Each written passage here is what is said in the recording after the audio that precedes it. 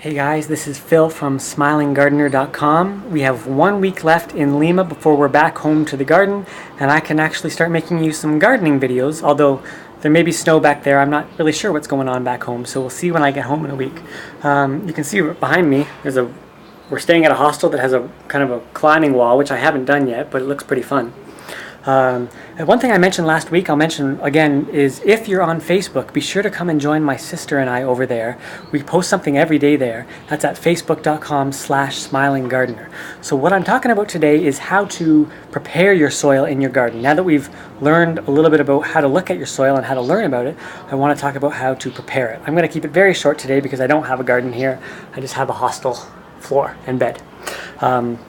The first thing I will leave for the blog post, you can read it there, is what to do if you have a very extreme soil texture. So very sandy soil, very high clay soil. I'll leave that for the blog.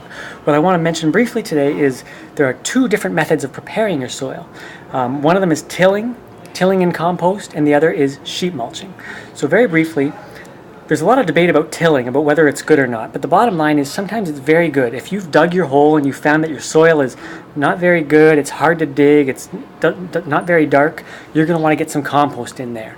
And to do that, you're going to want to either till it in there or double dig or single dig it with a pitchfork.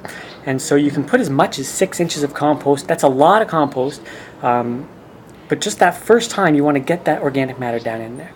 Now sheet mulching, on the other hand, you don't touch the soil, so you're not harming earthworms or fungi or hurting the soil structure, but it takes longer. So then what you do there, it's kind of nice, you don't have to take up the grass or anything first.